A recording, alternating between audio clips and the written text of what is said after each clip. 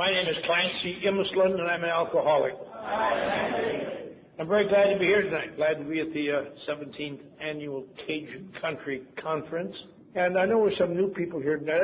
I don't know what brought this up in my mind, but Betty, an outgoing trustee, got up here and said a few words. And you may not be, if you're new, you may not exactly know what a trustee is or even a delegate.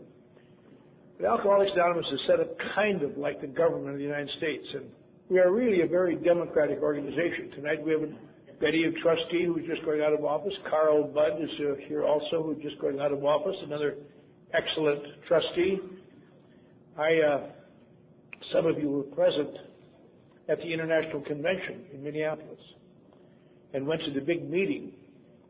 And if you were like me, you were shocked to discover they didn't say the Lord's Prayer at the end of those meetings. So I immediately got a hold of Carl Budd and gave him hell. He had nothing to do with it, but I didn't care. He's a trustee. Screw him.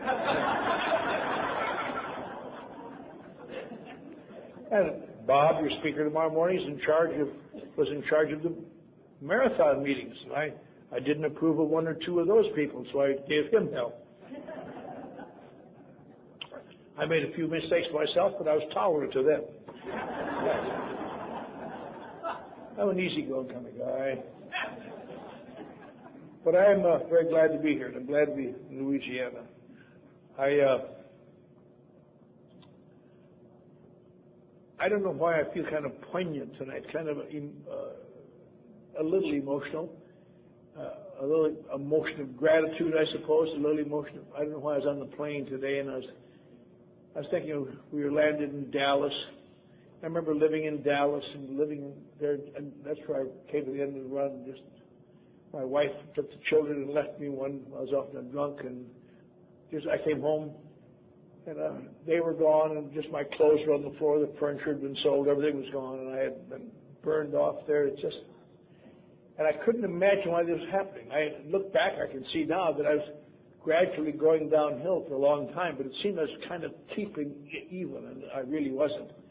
And I got thinking about that today, thinking what a sick feeling that was. They'd repossessed my car, they evicted me from my house, my wife had taken the children and left, I had no money, I had no place to turn, and everybody that I knew had said I couldn't get a recommendation in my work anymore, I couldn't do anything.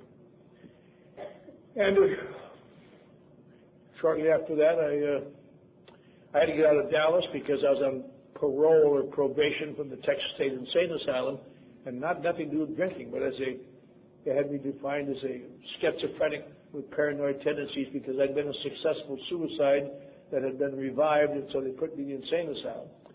And I knew that my wife, what they did in Texas in those days, maybe, I don't know if they did it in Louisiana, but I guess they did it in Will Wright or in Huey Long's or Earl Long's time anyway. But you were released to your wife's, she was your parole officer. And I'll tell you, at any time, they'd just tell her, if he starts acting funny, just call us up, we'll come and get him. That makes a little tension around the house, I'll tell you. Don't you think you better get the garbage out?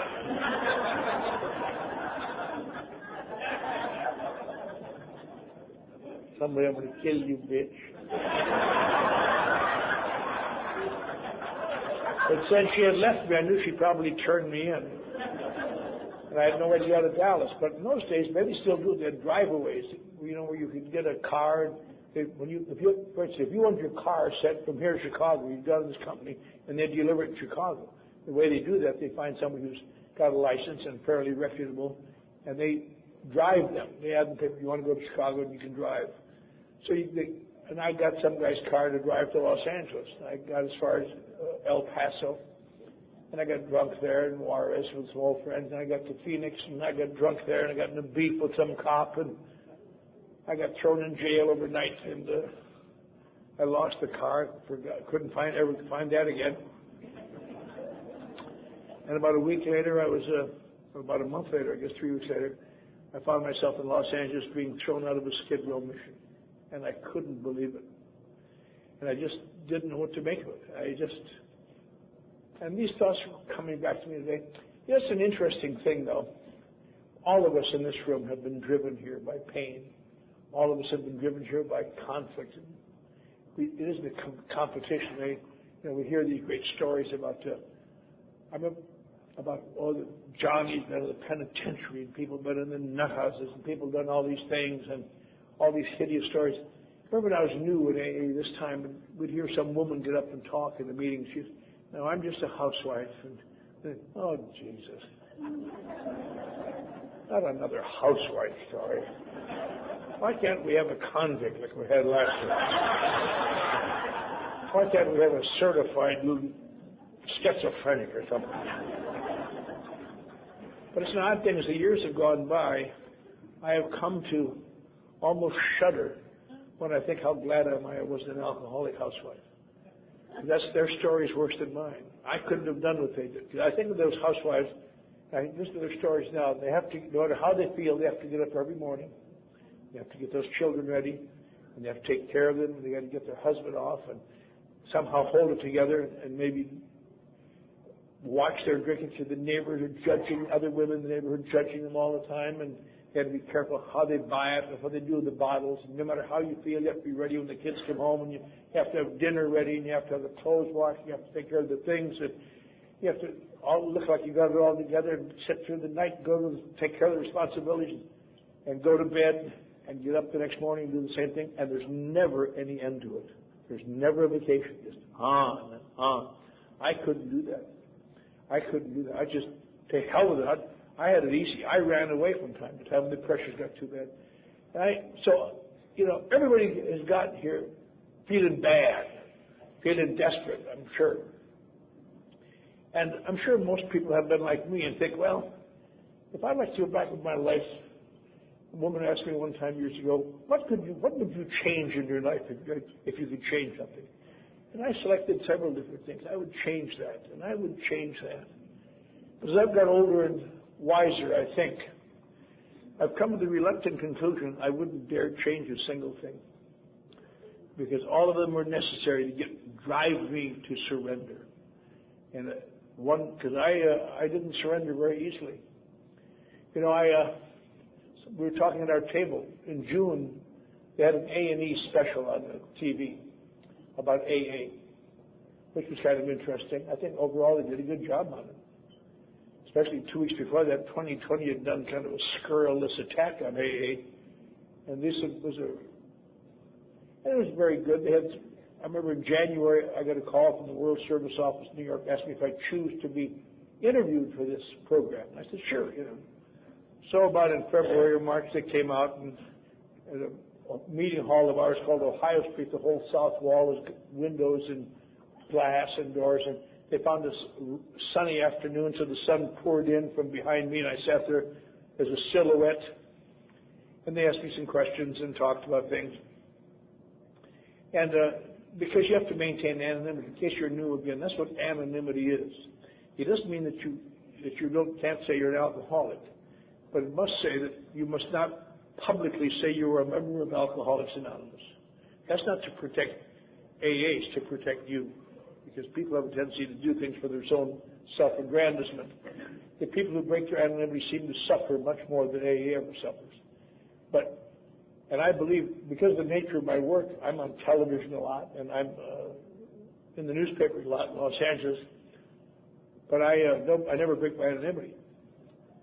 But when I saw that camera there, and it was going to be on a national network, and probably all over the Western world, and the camera started rolling, I just had a terrible temptation to just kind of go.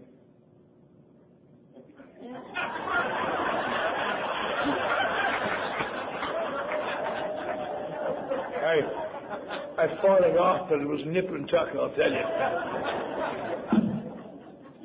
But the guy, he started off, when they ask questions in these kind of interviews, I've had thousands of them, I guess. They give you puffball questions like, well, how many members are there in your organization? Where do you meet? And And he started right off from Bangville. He asked me some questions. They never got on the air, but he asked. I don't know why he asked me. I guess he had some reason. He said, "Why is it that some alcoholics don't have to go to AA and they stay sober, and you alcoholics say that you have to go to AA? And I know alcoholics who don't go to AA and they're sober. How do you explain that?" And that's absolutely true. Anybody who's been around very long knows there are some people who seem to stay sober. In fact, I've had them called to my attention. Why can't you be like Leo? He drank and he did something about it. He stopped. Maybe I'd like to kill Leo. But there are no doubt about it. There are people who are, by any test you can give, alcoholics, but something happens, they are threatened, or their life is threatened, or their sobriety or their family is threatened, or they lose a job, or somebody dies, and they suddenly are shocked. I quit! And they quit. And there are also people, a type of alcoholic apparently, who are not only emotionally addicted, but become physically addicted. These people have to be, hopefully, medically withdrawn. They're the people for whom treatment centers were originally created. And each step of their withdrawal, they're taught, look what's happening to your family. Look what's happening to your life. Look what's happening. And they suddenly realize, what a terrible thing. And they quit. And they never drink again. And then there's another type, some other types of alcohol. For example, people who are alcoholic and who are threatened. Their security is threatened. Maybe they lose their family, or they're threatened of losing a family or a job or something terrible. And they quit with sincerity and devotion, but always drink again. And there are those who are withdrawn medically at treatment centers, various hospitals, and they see the error of their ways and they quit, but eventually always drink again. And these are the people that baffle medical people and baffle religious people, have been baffling people for thousands of years. Why would you do that? And those are the people that are called, those are people like us. You know, when Bill Wilson wrote this book in 1938, it was an inspired book, I believe, because he wrote about things he wasn't really qualified to write about, and he did very well. But one of the things, he knew there were these types of alcoholics. He didn't really understand them very well, but he knew about us, but these other kinds of people. So again and again in our book, he refers to alcoholics of our type. Alcoholics of our type. He doesn't talk about what the other types are. But our type of alcoholic, we are the people who have baffled everybody and baffle ourselves. You know, and probably one of the worst bafflements is when you've been drinking and stop drinking and make a new vow and you stop with or without a solemn oath, as they say, and try to read spiritual literature and take physical exercise and do these things. And no.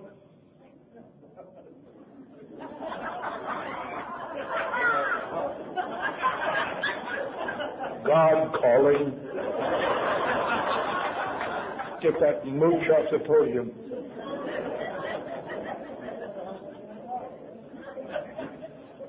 When you're a backslid Lutheran, there's no rest. But I'm not a backslid. I used to be. But you know, this to me, the sad thing has always been when you start drinking again, and when your family. I've seen that look in my family's eyes, that look of, how could you? How could you? You promised, and you were doing better, and the kids were getting settled down, and we're starting to just get along. And how could you, after all that's happened, how could you drink again? And it just makes you feel as bad as anything can make you feel. Because I don't know the answer. So all you can do is say things like, oh, leave me alone, damn it! Get away from me! Which makes them feel worse. But it makes me feel bad too. I don't know why. And this is the problem. And probably the worst thing about alcoholics of our type is that each of us secretly feel someday we'll be alcoholics of the other type. That one day we'll quit. It'll be over. And we die waiting for that time to come. And that's the great bafflement. But all I could tell this guy when he asked me that question, he didn't want to hear that whole thing. I just told him there are just some alcoholics, small percentage of alcoholics who apparently can stop drinking, and nobody knows why. A vast majority, maybe 90, 95% of people can't do that. They think they can, but they continually must drink again.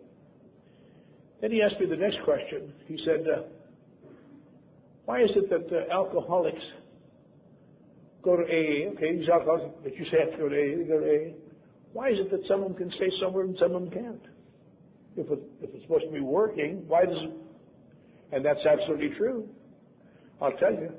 if this table here were all newcomers tonight that have some big meeting, and you all went to the same meetings for the next year and you could have the same sponsor, I suppose.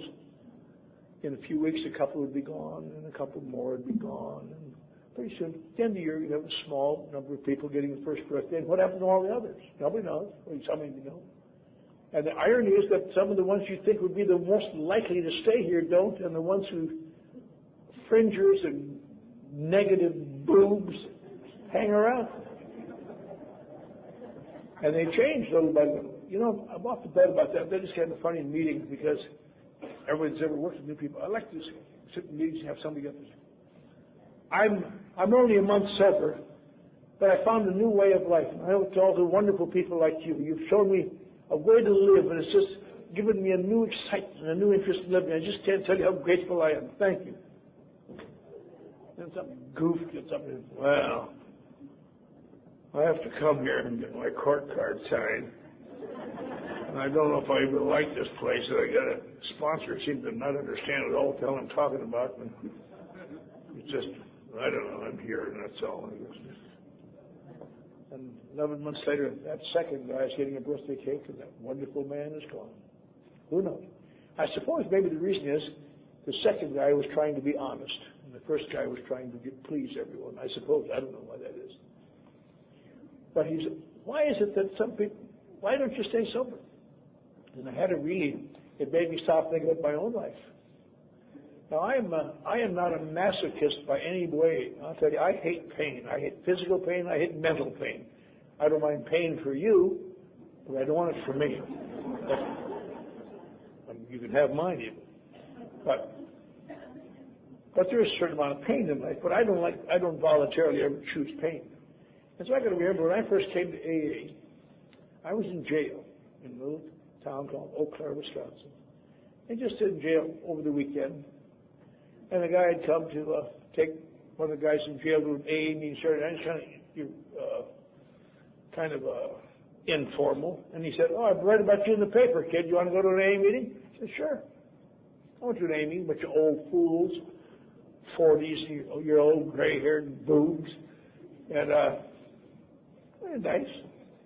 What I mean, it had nothing to do with it. I thought they were nice people. They meant well. And they said, if you come here, you'll get rid of all these pain you're having with your drinking and problems. You won't go to jail. You won't have pain. You won't have this conflict. I said, good, you know. And since there was a cessation of pain there, they promised eventually, I had to wonder, then why did I kept going to AA off and on. Why did I slip year after year after year after year after year after year after year after year after year?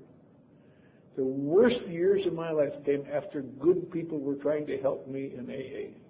In different cities and different places. I came as kind of a medium to high bottom drunk, I guess. And then I became kind of a medium bottom drunk, some ups and downs.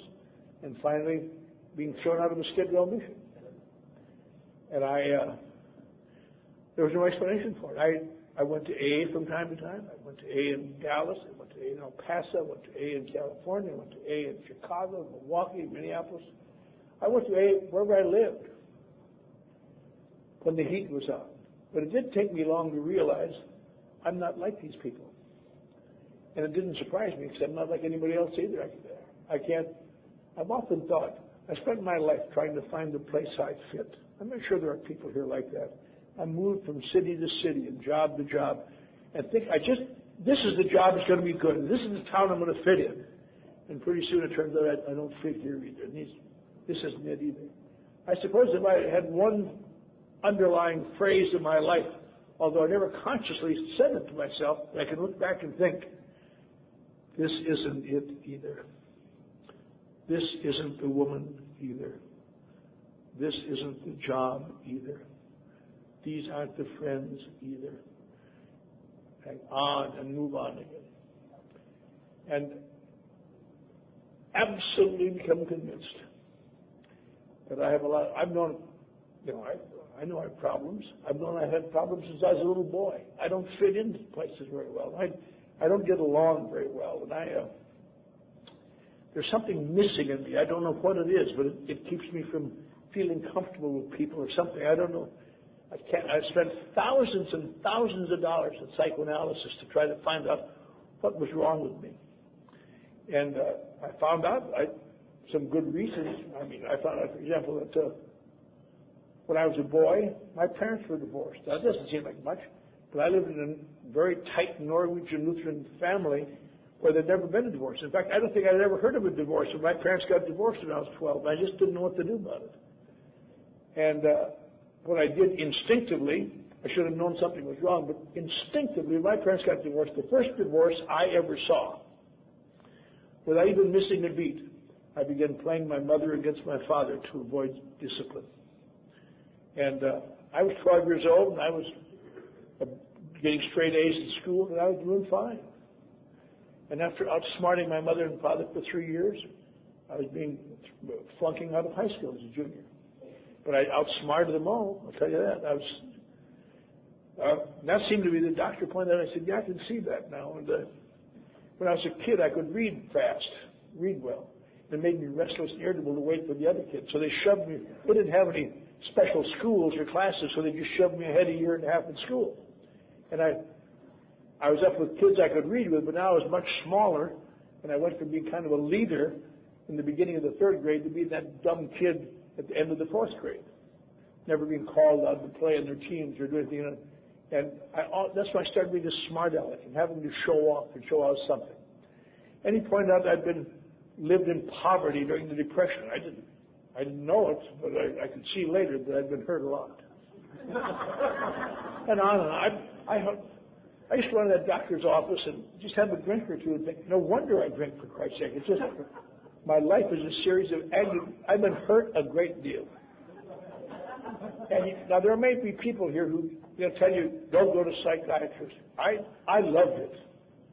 I found out ways that I'd been hurt that just, it made me understand that it wasn't my fault. Another thing I found, I'd been repressed by the Norwegian Lutheran Church.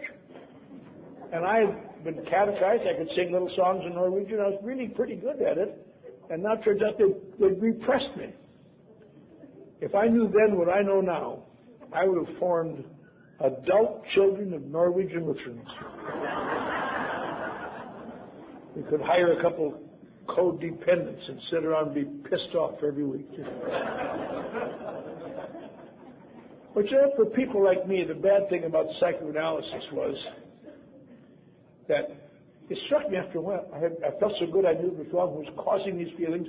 It took me a long time to realize I now know what's wrong, what causes these feelings, but I still got the feelings. I feel bad, but I know why. That's a minor pleasure. But the only use for that information might be late at night in a bar somewhere, and some big moosh goes up, hey, I've been listening to you all night. What the hell's wrong with you? And you can tell them. I was repressed by the Norwegian Lutheran Church, and my parents dropped it over.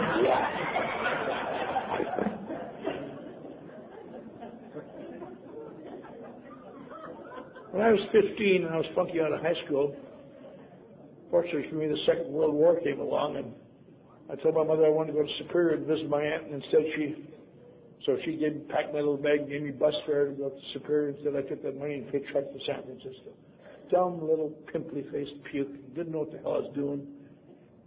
I got one ride from Minneapolis to San Francisco. Guy in the Navy, going back to the ship apparently. And I look back and think, why would he do such a thing? A dumb kid, had no money. He bought my meals, but not during the motel. He'd stop at the trailer court and give me a bed. And I'd just talk, and he'd talk. And he must have been, I'd like to find him someday and nominate him for sainthood. And so I want to be in the Marine Corps and kill chaps. Probably you're kind of small for that, and your pimples are coming out a little bit. But your merchant marine is crying for people. Why don't you go to the merchant Coast Guard office and see if you can get merchant marine papers? So he showed me how to go there and said, just mark down your 16. Good luck to you, kid.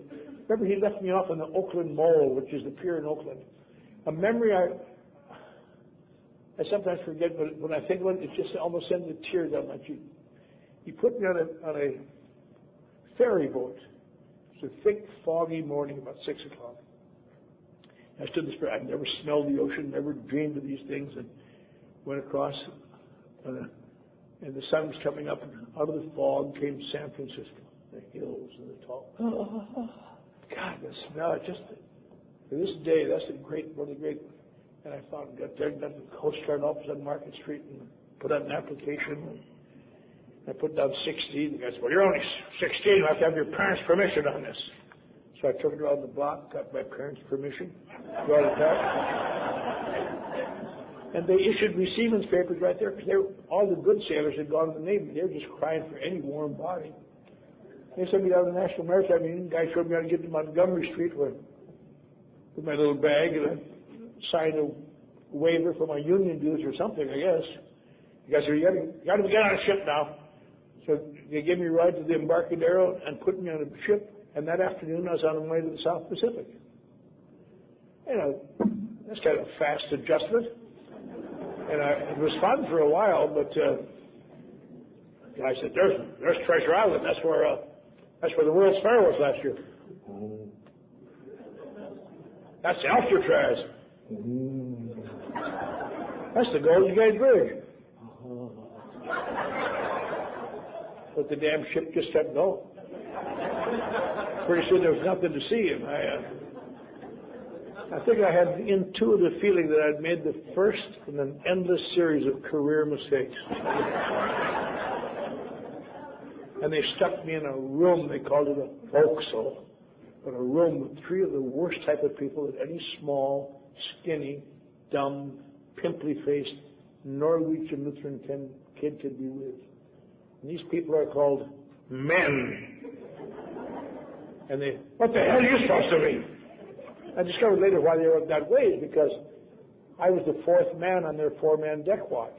There's supposed to be 4 guys working, and they looked at me and realized they're going to do all the work that I'd probably just spend instead of working on my pimples. But I remember lying in my bunk, the ship moving around, and I felt so bad. Oh, God, my mother didn't want to say anything. And then these guys started talking. And they had been in San Francisco apparently for 3 or 4 days by that time on that ship, and they had been doing terrible things. I mean, I'm a Lutheran, and I may be a bad Lutheran, but a bad Lutheran is better than what they were, I'll tell you. And I was so shocked. And I suddenly realized, of course, these people all have black hair. These must be the Catholics I've heard about. Oh, man. I don't want to give the wrong impression. Even at the age of 15 in Eau Claire, I'd had sex. But I'd been apprehensive, and I'd been afraid, and I'd been alone. And these guys were doing it with people, if you can imagine that. So after about 3 or 4 days, I found a role on that ship that seemed satisfactory. I became the ship fool. Yeah. Hey, kid, go down the engine room. Tell them we need a left-handed wrench. Hey, kid, go over the bridge. Tell the captain we need some elbow grease. And these guys used to sit around in the afternoon after the watch and drink whiskey. They all had whiskey bottles. They weren't supposed to, but nobody ever cared. And one day the guy turned to me and said, "Hey, kid, you think you're man enough for a little snort?" He shoved that bottle in my face. And I'm stupid, but I'm not a sinner or a Catholic. And I just want to tell him how I choked up. I'm so emotional. I want to just say, how dare you stick that whiskey in my face? I may be dumb and I may be just a kid, but I'm not going to be like you, drink that stuff. I promised my mother and grandmother I'd never drink that stuff, and nobody that I know that's decent drinks it. Just preparing that answer, he said, "Well, you think you're man enough?" And I heard a voice say, "Goddamn right."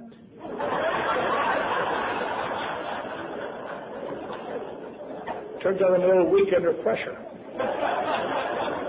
And so I took a drink of whiskey out of the first whiskey bottle I was ever close to in my life. And it burned my mouth and my throat, and my stomach and my throat and my mouth, and his shirt, the last I saw him, just, if the bottle wasn't somebody. I thought about that a lot of times. It sticks in my mind. One of the great, I don't know any emotion that I know of that's worse, more painful than public humiliation. when someone really humiliates you and you can't do anything about it. It's kind of, you can see why people take guns and shoot people. I want to hit them, I wouldn't dare do that. I thought later, there's only one thing I might have done. I'm glad I didn't think of it. They'd have thrown me overboard, but I could have said, lean over, you. Yeah. Take that. Just give him one in the old eye, just teach him a lesson. But all the way across the Central Pacific, every day I went out and got a sea bag to take a drink of that slop, and I hated it, and I'd throw it up and have to wipe it up so they wouldn't know. And we were coming to Pearl Harbor, we were still digging up ships. The day before my 16th birthday, I remember that. I was down there one more time taking a drink of that crap, and I stayed down. Then I couldn't breathe. And all of a sudden I found myself feeling significantly better. Wow. And I discovered why people drink whiskey. It makes you feel better, that's all. I didn't think much about it. You know, when you're a teenager, you don't really think what all this means, the overview. It's just you find out things, some you like, some you don't like. And that's the thing I liked. Nobody in my family smoked. They all smoked, so I smoked and puked and smoked and puked. And one day I didn't puke, and I smoked 2.5 or 3 packs a day every day for the next 47 years. I learned to lust effectively. I learned to curse a little bit. In fact, I was thinking about this. You know, today, I smoked for a lot of years. Eventually, because something happened in my throat, they had to take out part of my vocal cords. It wasn't caused by the smoking, but the doctor said, I would suggest you don't smoke anymore because you may go mute. But the doctor would tell me for 5 years, for you to drink or for you to smoke is to die. Okay, doc. But the first time he said, for you to smoke is to go mute.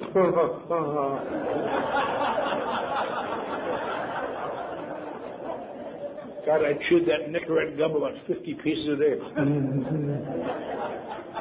But they did take out part of my vocal cord. That's a funny thing psychologically. I remember going to our meeting, Pacific Group, and want to talk to a baby, and I couldn't talk. I have to carry a pad, a pen, and write. And instinctively, always, they take the pen and write the answer.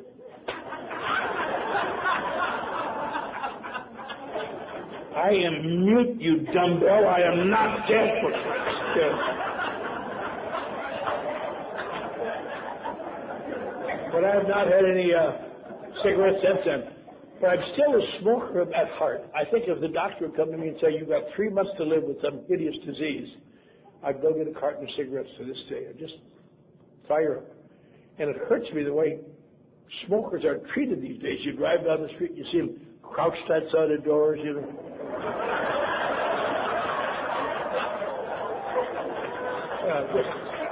Pretty soon we have to carry a bell that say, unclean, unclean.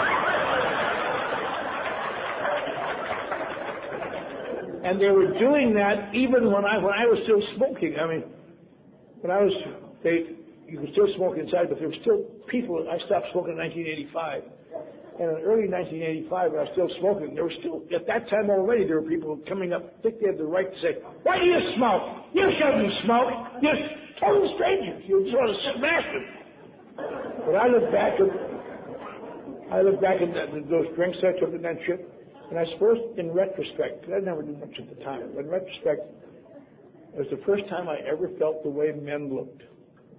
And I think it's safe to say that probably 95% of my drinking was spent to feel the way men look, to be like something. And I never realized men don't feel as well as they look, so I was feeling better than they were. But I didn't know that. And alcohol was a great thing. Later on, I went to another ship, and I went in the Navy, and that's a kind of a dumb thing, too. Today, you can't hardly pick up a paper, it seems like, without reading some new hideous thing about young people being molested or being sometimes by teachers or clergymen or just passers-by.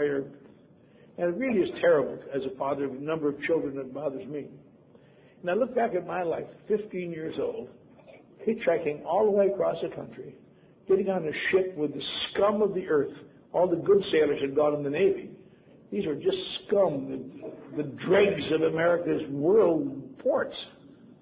And spent 2 years, almost, a year and a half with these terrible people, and was never molested once. It makes you feel unattractive. But later on, I went in the Navy. When I was in the Navy, at the end of the war, I was in the Naval Hospital up north in California. They were sewing me together, and they passed around some tests at that hospital. I always been good on tests because I read a lot. They gave me a high school diploma, so I went back to Wisconsin after the war, went to college after the war, got married a lovely black-haired girl who turned out to be a Catholic. My grandmother went into a depression for 2 years. And I went out in the world and became a sports writer.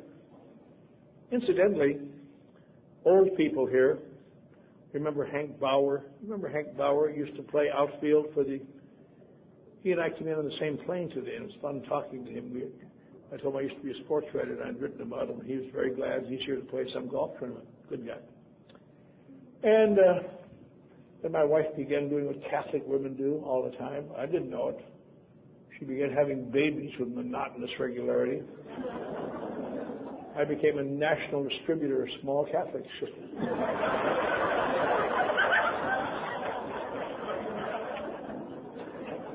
I remember talking to her and saying, "Can't we use birth control?" No.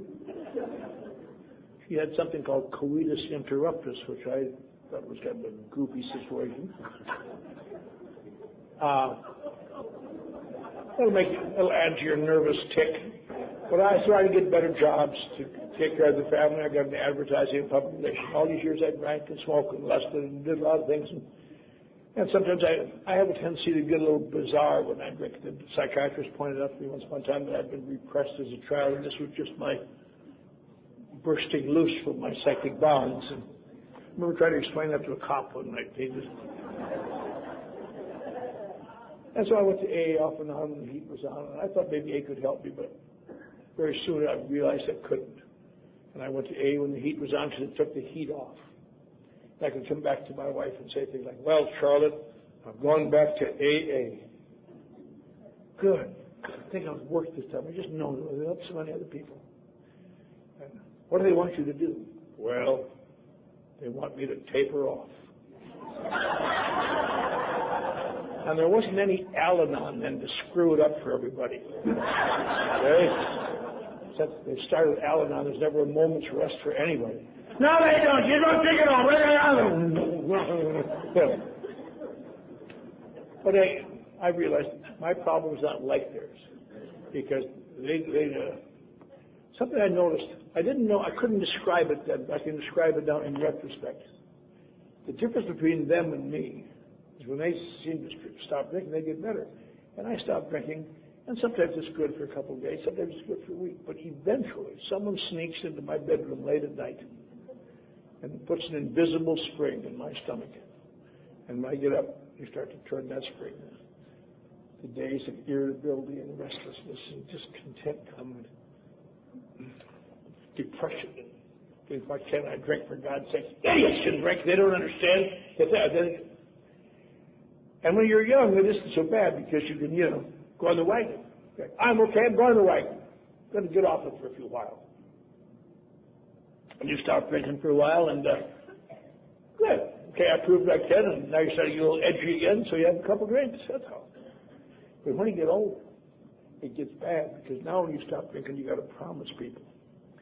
You got to promise your family. You got to promise your children. You got to promise your mom and dad. You got to promise your employer. You got to promise a judge somewhere. And it gets bad. The spring's there, and one day you just can't drink. And it's just ridiculous. They don't understand. My problem is not drinking. That's the one thing that eases me off. And a guy in his fifth step, once upon a time I was listening to, told me something that I think, my God, he told me. I don't know how he identified it. I never identified myself, but he did. And I saw it in myself so clearly. And I could see myself doing this again and again. Finding yourself getting very, very just uncomfortable, and somehow setting up a beef without even being aware of it with the person you promised. Okay, you want to be that way? I stopped drinking for you, damn it. Now you act like that. Why the hell should I stop drinking for you? And I've done that again and again with my family and people and places, employers, and never realized I'm setting it up because I need to drink. And I don't drink because I'm a drinker. I drink because I'm a feeler, because I have all these emotions. And that's why it's such a shock to me.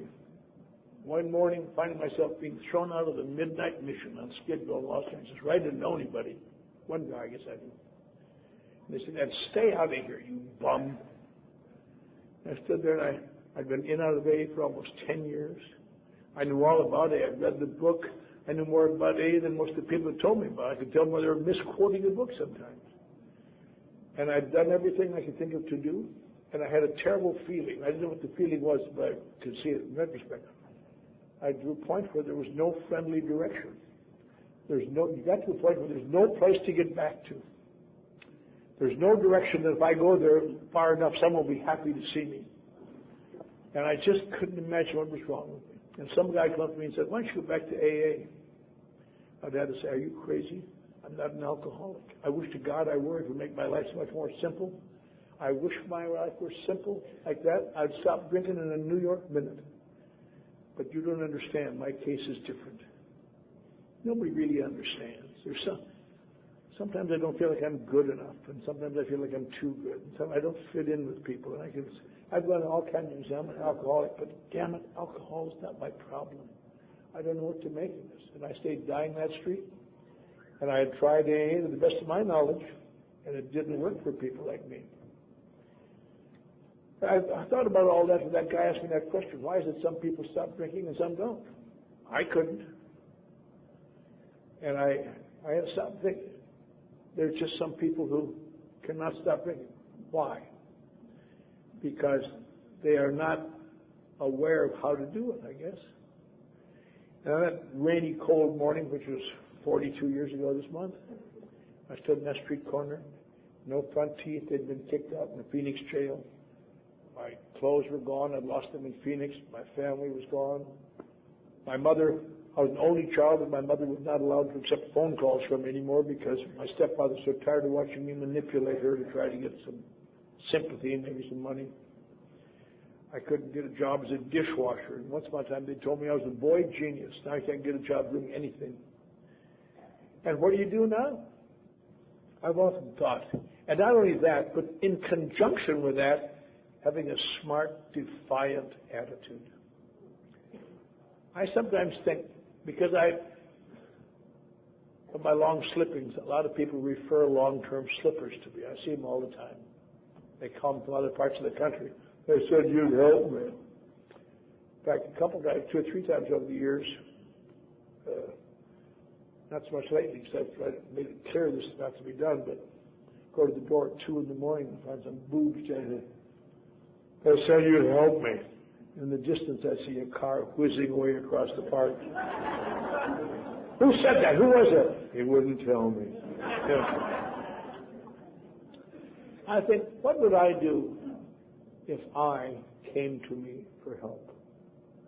I don't know if I could put up with his crap. Dying loser with a smart aleck attitude and thinking he's really smart, or knowing more than he does that it's fear and despair, and he's trying to cover it up because he has to try to be like men look. And I don't know what I'd do for such a guy, because it's a funny thing, we talk about, what do you do with newcomers who have a difficult time? Well, we tear down their ego. Then you got something to remember. They don't have any ego. They have deep feelings of insecurity and less than. And it turns out, on the long-term basis, you do just the opposite. If you can get them to take actions little by little and help them trust you a little bit, you can build up their ego little by little. And if you can do that, those walls come down little by little. Because very few people come to AA feeling arrogant, I'll tell you that. They may hide behind that. They may even believe it. But it isn't arrogance. It's fear and lack of self-worth and insecurity. And I think, what do I do about that? What I did, I wanted to get out of the rain, so I walked 72 blocks from an AA club. I thought I could hustle some of those boobs that hung around that club, and I hated these idiots and fools. And I had no idea that would be my sobriety date, because I didn't want to stay sober. And now here it is, as I said, 42 years. Now, what was different this time than any other time? And I said, I've thought about that many, many times. A few years ago, I was talking up in Toronto. They say there are no authorities in AA. There are. You know who authorities are? They're people who come from a long way away. Johnny Harris is an authority. Bob Bazan is an authority. People who come from a long way and speak. When you have conventions here, you get people from California and Minnesota and New York. When we have conventions in California, we have people come from New York and Minnesota and Texas and Louisiana. Down in New York, they have big speakers come. As long as you're from far away, they're an authority. I am kind of an authority in Toronto. I go there every February. They have a day with Clancy, if you can imagine such a dreary thing as that. And that tells you all you need to know about me anyway. I mean, the good speakers go north in the summer and south in the winter. I work Texas in the summertime and Canada in the wintertime. I don't mind.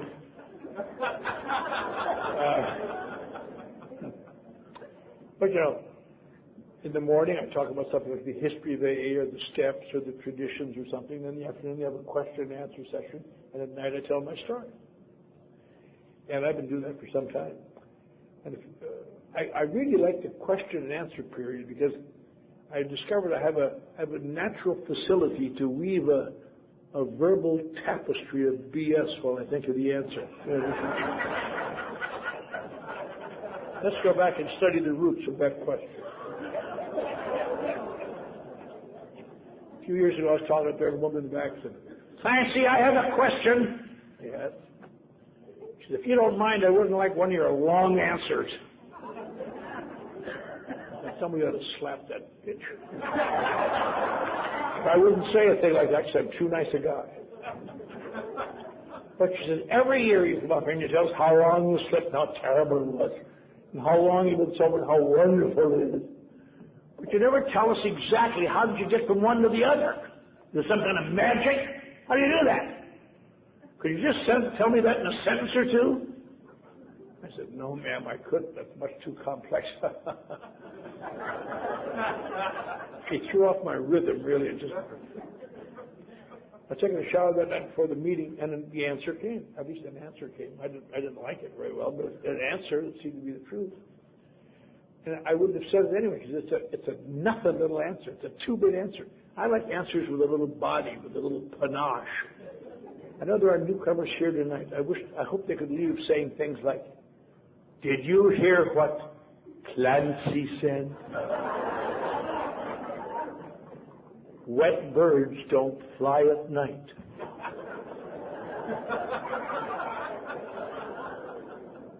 Did you hear what Clancy said? Never mind if the horse is blind. Keep loading the wagon.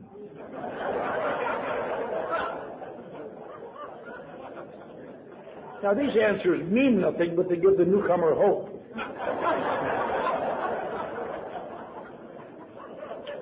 The answer I thought of that was so two-bit answer, this was the first time that my defenses ever went down enough, so I took some actions in AA that were beneath my dignity and I thought were stupid. I don't mean big actions like 4 steps. I mean little tedious two-bit actions.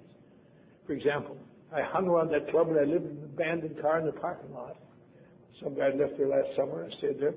I hung around that club, went to meetings. I had no front teeth, grubby clothes, and got to be the club fool, I suppose, except I was much too slick for that, emotionally, I thought.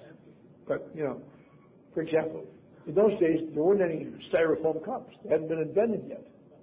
Every meeting had the porcelain cups. So they all had to be washed after every meeting. And you do that for about a year, you're tired of washing cups. So they're always looking for volunteers. And the guy said, you, there boy, without the front teeth, you want to wash dishes for us tonight? Now, if I had any strength left, I'd say, no, I'd want to wash dishes tonight or tomorrow night or any other night. Why don't you lick them off with your long tongue, you old boob? You know? But instead, I found myself saying,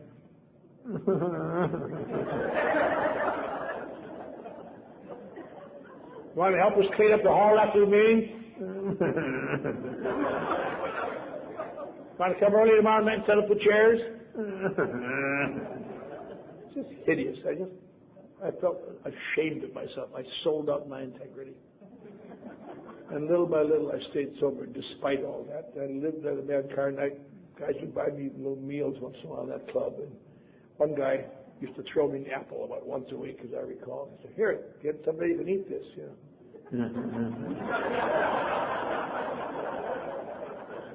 And I somehow stayed sober. And if you're kind of new, you'll notice this again and again. If you stay sober a couple of weeks or 3 weeks, pretty soon people say, time to get a sponsor. Got a sponsor? Be very careful, because these sponsors all seem so nice. I want to help you. No matter how nice they are, sooner or later they're going to stick their nose in your business. And I used to see this actor come in and out of the club, and he was a character actor, and he was Bob Bailey, and he was a star, but he always had he played loving roles. He gave people money in the movies and helped them and kindly and wonderful. And he'll be my sponsor. I'll get some money from him. I'll get my teeth fixed up. I'll get some clothes so I won't look like a bum. I'll go back to New York. I'll get a job in BBD and all the big agencies. I wrote some good stuff in my day. And I'll save some money. I'll come back here and I'll buy this club and I'll burn it down. I really remember I saw the movie Carrie a few years ago. I thought, yeah, that's it. Burn them down. Burn them down. I said, Bob, would you be my sponsor? Sure, but I want you to do what I tell you. Oh, sure, Bob. I want sobriety on an all-time basis.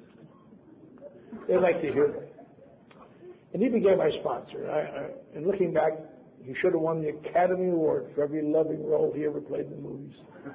So they were foreign to his nature, I'll tell you that.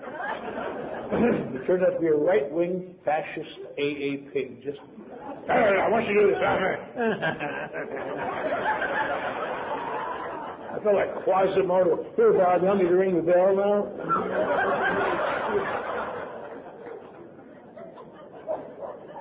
Now, many times I've looked back and why would I take that crap from that guy? Because I don't take crap from people. That's my whole stock and trade up to that time in my life. I don't take crap from anybody. I quit big jobs because people gave me what I thought was too much crap. That's the way you want it? Get yourself another boy. To hell with you. I'm walking off the job. I know how many nights in bars people might imply that I'm not, maybe don't look very manly. You don't think so, son of a bitch? Try me. Let's go. And I get knocked on my can a lot. But they know I'm tough. I used to think after I was sober a while and feeling a little bit better, why would I always have to be so defiant? Another reason, maybe someone here has this feeling. Because all my life, I guess I secretly knew that I was a weakling, and I hate it. I hate being a weakling. I hate being weak, like a white worm crawling inside of me. Just it. And I would do anything necessary to keep anybody from finding it out. I'll fight you. I'll quit. I'll defy anybody. Remember the movie Back to the Future a few years ago? Michael Fox, he played the kid where as soon as somebody said, "Are you chickens?" you'd have to do anything they told them. That's almost the way it was in my life. And I never realized that. Now, here's the funny thing. If somehow you can overcome that long enough to stay around here and do some of these dumb things over a period of time, I discovered something strange, and I'm sure many other people have too. If you stay here, eventually you become strong.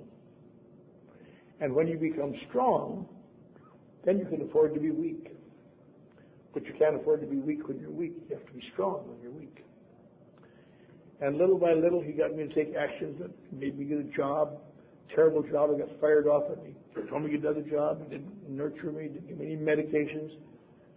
Psychiatrist in Texas told me I'd need medications as long as I lived because of the intensity of my emotions when I was released from the hospital there. And when I was new, I couldn't find anybody who could give me medications on spec. So I had to live without them and had to do those stupid steps instead. And by the time I could afford the medications, I didn't need them. But little by little, I stayed sober.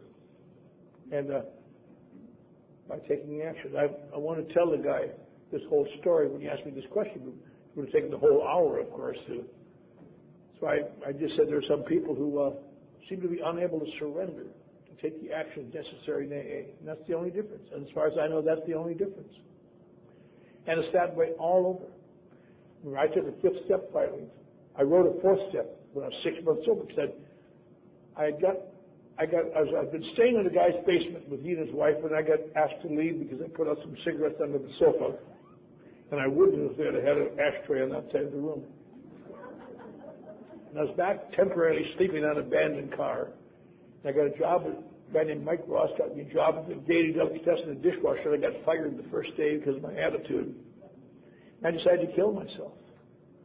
And that day, I was going to just say goodbye to my sponsor, I guess, or do something. I called him up and I told him a sad, sad story, but my life was just, and he didn't have any sympathy. He said, why should I write your damn inventory the way I told you? And I just explained to him the week before, I've taken my inventory with a psychiatrist. Why do I want to take it with an out-of-work actor? What are you going to do? Say, cut, reshoot that part? That's stupid. So I tried to explain to him, Bob, you don't understand. There's something terribly wrong inside of me. I don't know what it is. It isn't alcohol. It's something wrong, and I need some kind of help. And writing about it and going over all my pain and agony won't help me. In my judgment, I need something much more thorough, much more cleansing. And he explained that to me. He said, in your judgment, who cares about your judgment? You live in an abandoned car, for Christ's sake. If I wanted your judgment, I'd put my head in the back window and ask you for it. You're a loser. You're a loser. I came out of that phone booth, I'd be so mad I could already.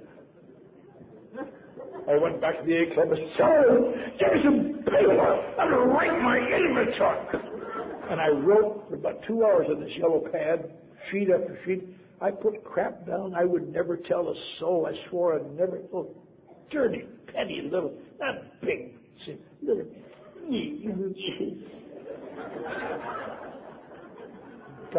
Once upon a time, he said, why don't you tell your psychiatrist those things?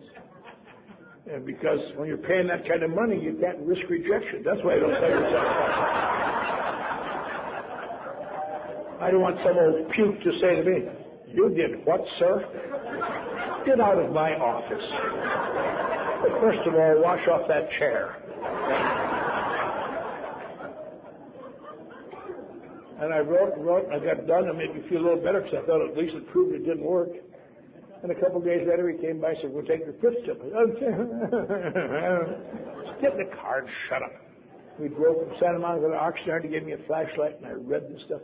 And it read even worse than I remembered. Oh, God. I thought, he's going to make me walk back from Oxnard. That's 40 miles. I may die.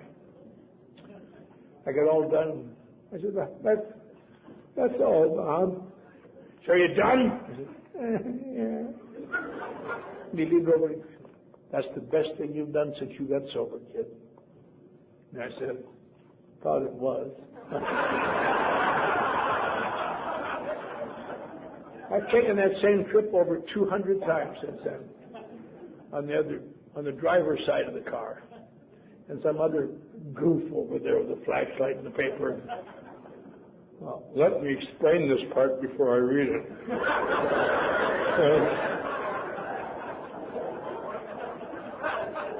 That's the funny thing about inventories. I'll tell you, all good inventories, in my opinion, contain the same elements. The stories are different. The facts are different. It's all over the planet. But they all seem to sustain the same things. Lack of self-worth, guilt, a lot of resentment, occasionally lashing out at the world to punish them for hurting me, and knowing that nobody understands. And you hear that, and you hear it all over. And it's so amazing. So a few years ago, I listened in one week, a daughter, one of the most famous men of the 20th century, and a few days later, she blamed it on her father because he was so famous. And a few days later, a guy named Ramon Pena, who didn't even know who his father was. And he blamed it on his father because he didn't know who his father was. And same, she lived in the penthouse, he just got out of Washington State Penitentiary. Same inventory. It's just ridiculous. That's why AA works, because it works at a level that you can't see or judge. It seems to me, deep, and little by little changes your perception of reality. Little by little, as you do these things, it removes, it replaces things inside you, I guess. I don't know. And it's that way all over the world. I've been sober a long time, and I've been active all this time. Not because I'm especially dedicated, but because I get goofy when I get away from AA. And I've been asked to do a lot of things some of you have had a chance to do yet. I've been asked to come and speak in exotic places like Cape Town, South Africa, and Johannesburg, and Berlin, and London, and Oslo, and Paris, and Dublin, and Belfast, and all over Australia, and all over New Zealand, and all over Canada, and Mexico, and Central America, a lot of places. You'd think you'd really find exotic AA in these places. I always used to think, I'll find it really different. But except for the accents, you hear exactly the same emotions you hear here, the same feelings. Some people, some reassuring other people, some people trying to teach people. Every group in the world seems to boil down to this. There are some people there who've been driven to AA by their pain and agony, have somehow allowed themselves to take actions whether or not they believed in them. And little by little, their perceptions changed. And now they are in AA, and they come to the meetings on a consistent basis. They're feeling good. And in every group, there seems to be a group of people who, for one reason or another, will not or cannot take these actions, refuse to take the action, and they sneer at the people who do, and they ridicule them and make fun of them and joke. And in the middle, there are the new people, and both of these groups fight for their soul. And it's amazing we keep as many as we do, because the way these people are feeling, the arguments against AA seem to make more sense than the arguments for it. And yet we keep some, and they stay here. That's revived. The action continues to work. And that's the only therapy I've had now since 1958, the actions of AA. And I certainly haven't become a wonderful person. I know I sponsor even more people, a lot of people who are better people than I am. But I'm the best Clancy I've ever been, I'll tell you. And I live with some degree of dignity, and I try to be of service. And it's not because I'm a wonderful man. As a result of that inventory, I made some amends. I started off with my father, who I hated and hadn't talked to in 10 years because I thought he deserted my mother and I when I was little. I made amends to people. I went back to a university I'd been expelled from just 2 weeks before graduation and made amends to them, and on and on and on. And little by little, my perceptions changed, and I began to try to help somebody else for a change, and almost gave me a headache to even do that, take my mind off myself for a brief time. But little by little, I stayed sober. I finally got a job I held when I was about 2 years sober. And little by little, it worked out. When I was 5 years sober, the same wife and all those children were living in a post office box in Dallas. They heard the crinkle of green in my wallet all the way down there, somehow leaped out of their post office box, rushed to my side. 9 months and 10 seconds later, another Catholic hit the street. I bought a metronome then, so I got into the rhythm system a little bit better. Not tonight, Fred. And now they're all grown up. We talked at the table.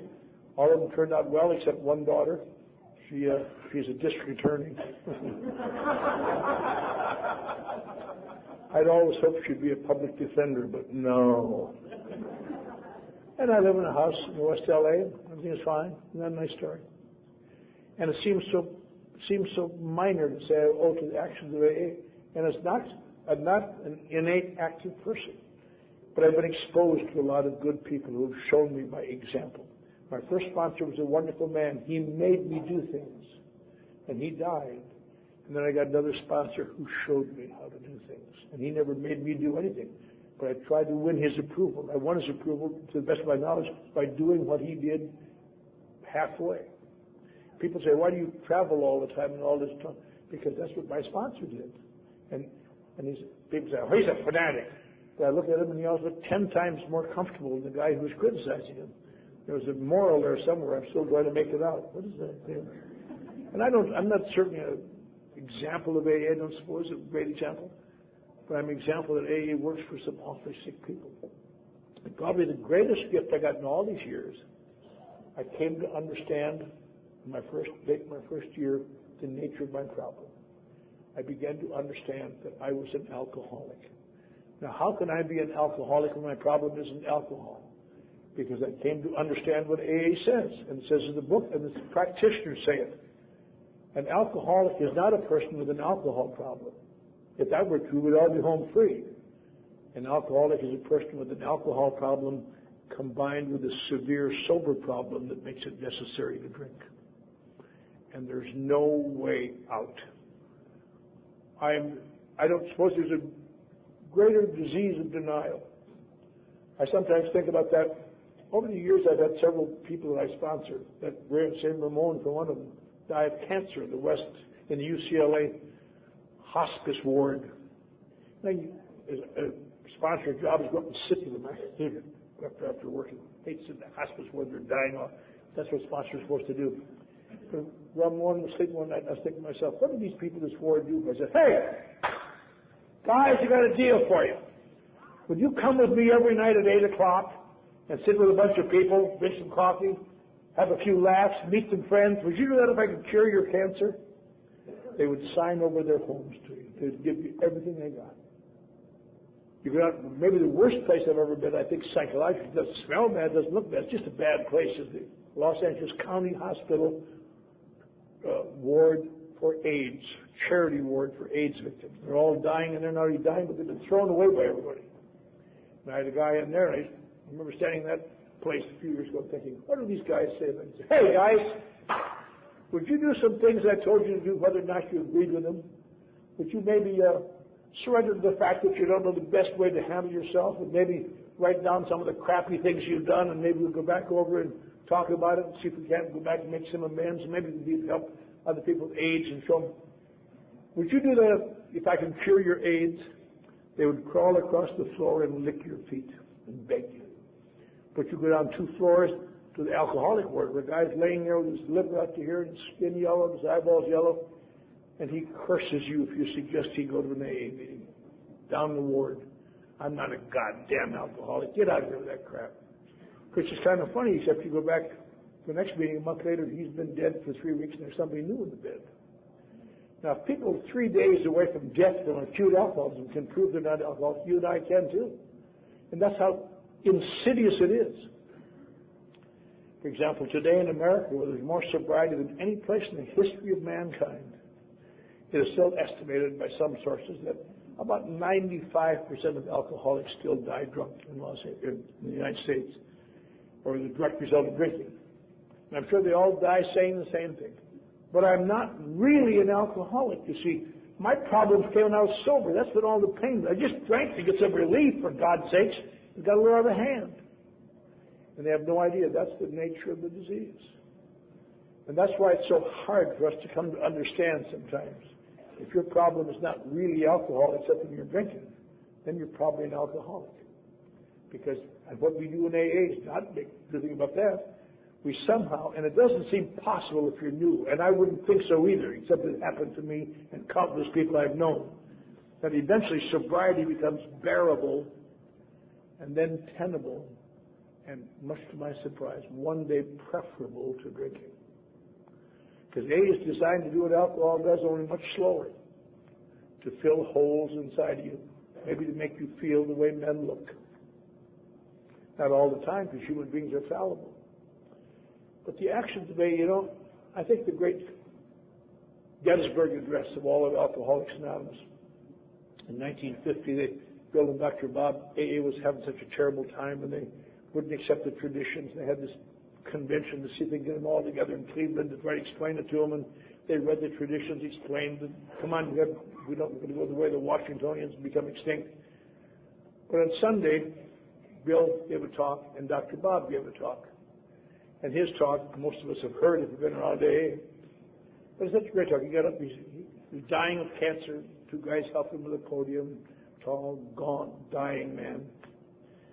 And he said, I want to welcome you all to Cleveland. I hope you go back and tell the boys and girls in your cities that we're all on the same path. And I want to apologize for my health. I haven't been very good lately. And I'm happy that some small thing I did a few years ago has helped bring us up. And then he said something that to me is the ongoing concept of what it's about.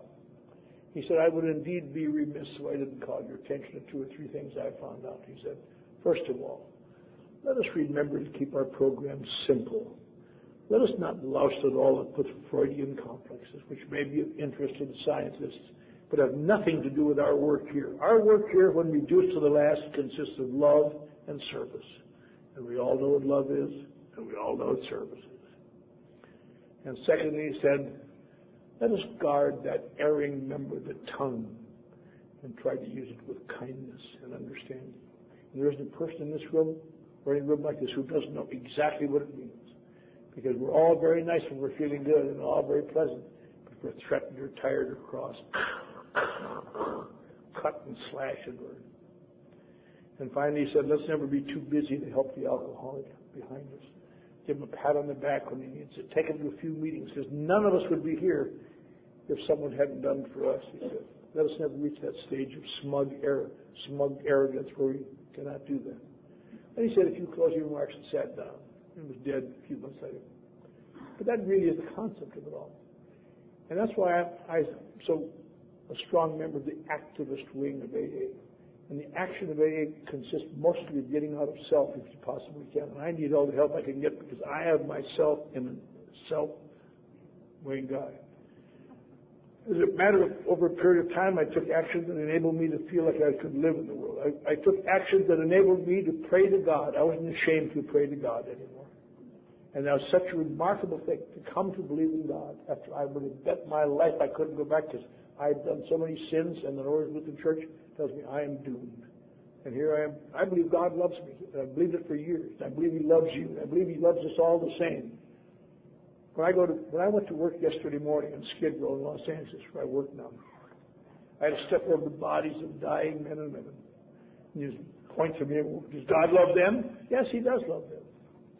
They just have refused to take the actions that I was forced to take. That's all. Just that simple. I really believe that. The last thing I want to say is kind of an apostrophe of that to emphasize this, to underline it. When I was about 5 years sober, I was doing pretty good. I just had front teeth. I was making my move. My family was back. I'm about ready to become a secretary of the meeting. So I got a lot of the ball. I really did too. Boy, I was hot. And there was the biggest meeting in town was the Brentwood meeting at that time. That's why they elected their secretary at some secret board of directors or trustees or some hideous thing. And I knew a guy, and I said, nominate me. I've been going to that meeting. They know I'm pretty good. I speak there. And nominate me for secretary. So I saw him next year. I said, did I get elected? He said, no, it died for lack of a second. I realized there was no groundswell movement for me to become secretary. And a couple weeks later, a meeting on this little Ohio Street building had died. And the guy said, that meeting died on Tuesday night. Why don't you go and start a meeting? Yes, I will. And I went over there to 9 or 10 tattered friends and followers, and I wrote a little format. And I set up a meeting, and I called it the Pacific Group because it's going to mean peace and quiet for everybody. And I became secretary, of course. I remember standing at the door. The first meeting I knew of in the world where the secretary stood at the door and made everybody shake hands when they came in. A lot of them didn't want to do it. I don't care. Shake hands. And the first week we had about 10 people there, including the speaker. The next week there were about 14 people. Then about 19 people. Then I guess my announcements offended some people. I was back to 9 or 10 again. Over a period of time, we were up to about 35 or 40 people at the end of the year. And I thought to myself, this would be a good time, probably in most groups, to have an election to the year's up. But it would be unfair to these people. They don't have a grasp yet of the concept that I can show them. I'm going to sacrifice myself and just be secretary again for another year without telling anybody about it. I thought, are you ever nice? Yeah. So I was secretary for another year. And at the end of 2 years, they were getting there, but God, they're like an emerging African country, not quite ready for self-government. I don't want to upset this, so I'll sacrifice myself a while longer. And one night, during the meeting, some boob came in whose life I had saved, nevertheless, needless to say. So we're going to have an election in this group. I said, why? The group was growing. We're about 60 people. We're doing well. What do you want to say? Am I doing it wrong? I said, no, don't be upset. He said, but people from other groups say you never have an election. If we had an election, we could vote for you, and then nobody could say anything. I said, good idea. So I had the election, and they swept me out of office.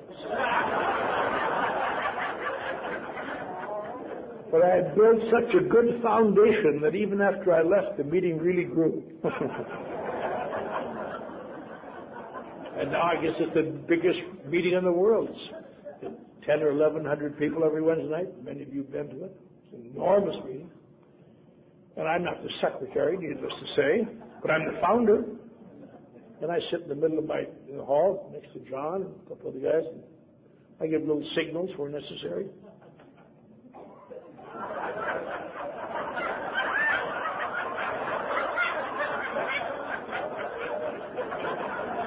Nobody pays any attention, but it cheers me up.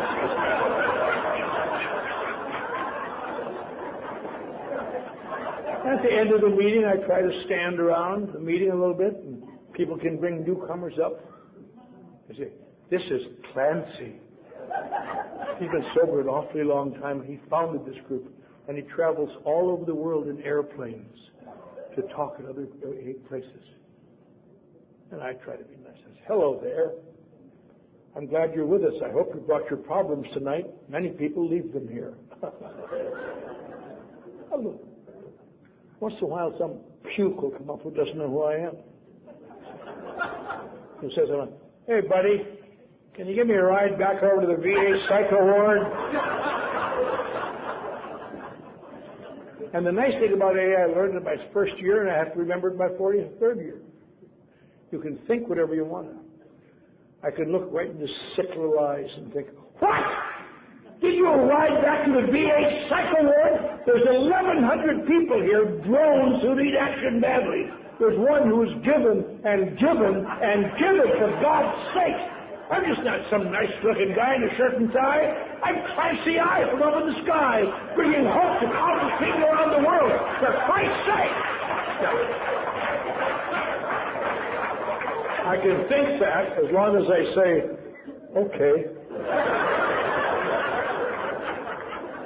And the great thing about AA is on the way home, after I drop this puke off, my head says, oh, Clancy, is there no end to your goodness? That's why they say action is the magic word.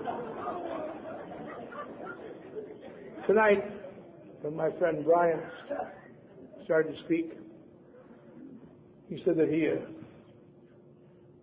I believe it was Brian that talked about that he had, through Power of Alcoholics Anonymous, he had had a drink since 1997. When I was first in the Texas nut house, I got out of the electric shock ward. They moved me to another ward with some AA meetings. I'd never heard this before. You hear it in the South, not so much anymore, but you used to hear it a lot in Texas. You know, around most places you say, my name is Fred and I'm an alcoholic. Everybody says, hi, Fred. But in Texas in those days, they could say, my name is Fred, and through the grace of God and the power of this simple program, it has not been necessary for me to drink any alcohol or take any mind-sedating medication since my sobriety date. And for this, I'm really grateful. And they say, oh, Fred. I thought, God, if I ever got in the position where I was sober, I wouldn't give them some kind of a song and dance like that. I'd tell them the truth. I'd tell them the things I'd found out, give them some hope. So I've come here tonight at tremendous expense and no little inconvenience to give you the truth as I see it, that I found it. It's just this. I found out, for example, that I found I'm an alcoholic. So I can say to you this to close my talk. My name is Clancy Emerson, and I'm an alcoholic. And through the grace of God and the power of this simple program, it has not been necessary for me to drink any alcohol or take any mind-sedating medication since my sobriety date, October 31st, 1958. And for this, I am truly grateful. Thank you.